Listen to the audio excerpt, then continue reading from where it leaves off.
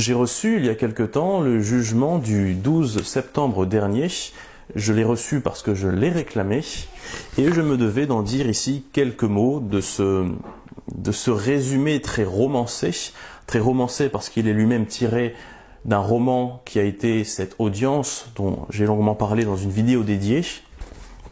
Et ici, eh bien, je devais d'abord rattacher les noms des personnes, de deux personnes dont j'ai amplement parlé, vis-à-vis desquelles j'ai été très critique par rapport aux analyses qu'elles avaient portées.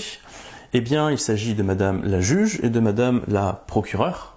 Donc, Madame la juge ici qui s'appelait Madame Aurélia Deveau et Madame la procureure qui en réalité était une auditrice de justice, mais bon, ça va pas changer grand-chose, hein, qui était Madame Lucille Garcia. Il est important, je pense, de rattacher tout ce que j'ai pu dire par rapport aux critiques que j'ai faites sur ces personnes, donc par rapport à tout ce qu'elles ont pu dire elles-mêmes et faire dans les décisions qu'elles ont prises, à leurs noms respectifs. Voici, et sinon, écoutez, je ne vais pas répéter des choses que j'ai déjà dites, puisque en fait, le résumé de cette audience, en fait, est assez fidèle à ce qui s'est passé pendant l'audience. Cela dit, bon, je lis que cette jeune fille, pendant la colonie de vacances que j'ai faite l'année passée, aurait été portée plainte avec ses parents. Bon, ça me surprend, j'ai un peu de doutes quant à cela. Toutefois, je vous lis la phrase, hein. La jeune fille avait été suffisamment terrorisée pour fuir et quitter le camp prématurément avant d'aller déposer plainte avec ses parents. Elle ne peut pas déposer plainte, c'est ses parents qui déposent plainte parce qu'elle est mineure. Mais moi, aujourd'hui, j'ai jamais rien reçu, il n'y a pas de plainte, il n'y a rien du tout. Alors je sais que la justice peut être très très lente, mais tout de même, j'ai des doutes sur cette plainte, et si tant est même qu'elle ait été déposée, c'est pas impossible, hein, je pense simplement que elle a été rejetée. Oui, en fait, pourquoi porter plainte contre moi? Pour terreur, c'est ça? Pour reprendre le mot, parce qu'une fille a été terrorisée? Mais en fait, ça montre, c'est une phrase qui montre une fois de plus, qui confirme une fois de plus que ce que je disais était fondé, était vrai. Ça confirme mes analyses. Ils arrivent ensemble à s'énerver et à se terroriser par eux-mêmes. Et cela pour rien en fait. Ou même pire que ça, c'est pas pour rien, c'est pour de bonnes choses, donc pour de mauvaises raisons. Ah oui, ils ont dit aussi une chose intéressante qui rejoint ce que j'avais déjà partagé avant dans mes analyses. Je vous lis la phrase, elle est intéressante.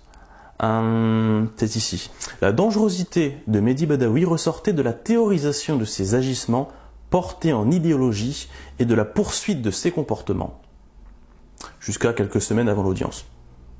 C'est-à-dire que, comme je le disais, la condamnation porte davantage par rapport à mes pensées que par mes actes.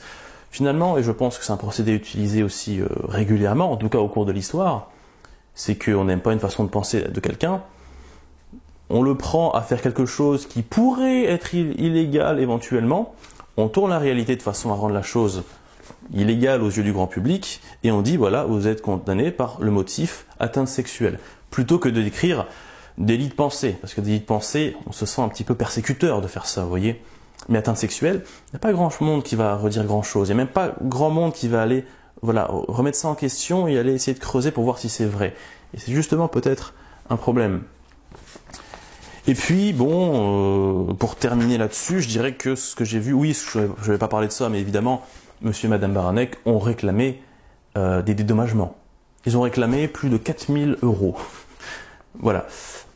Au final, on leur a accordé quand même, si je me souviens bien, 3713 € précisément en dédommagement, dédommagement qui n'existe pas, pour des préjudices qui n'existent pas en réalité.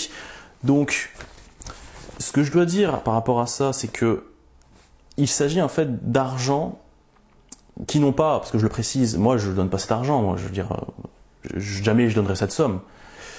Que ce soit 3713, que ce soit 100 000 €, que ce soit 1 €, parce qu'ils ne méritent pas cet argent.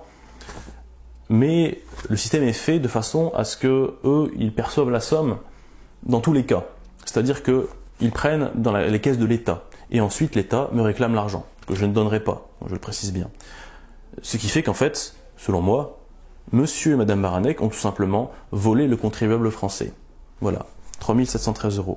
Je voudrais terminer, parce que ça me revient à l'esprit, Madame Deveau, Madame la juge Aurélia Deveau, m'avait questionné un moment pendant l'audience, et m'avait demandé si je connaissais un personnage, elle avait cité un nom, enfin une personne plutôt, elle m'avait parlé de Gabriel Matzneff, et je lui avais dit que j'avais déjà entendu ce nom, en effet,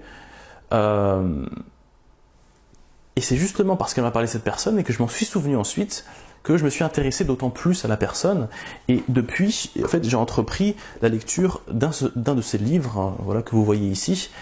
C'est très intéressant ce livre. Donc pour cela, je remercie déjà Madame Aurélia Deveau. Alors peut-être que j'aurais lu un jour par moi-même ce livre, ou en entendant parler encore, je ne sais pas. Mais en tout cas, il est certain que Madame Deveau, ici, voilà, a joué un rôle pour me sensibiliser à la personne de Gabriel Matzneff, et donc je le remercie. Elle aura fait au moins ça de bien dans toute cette histoire.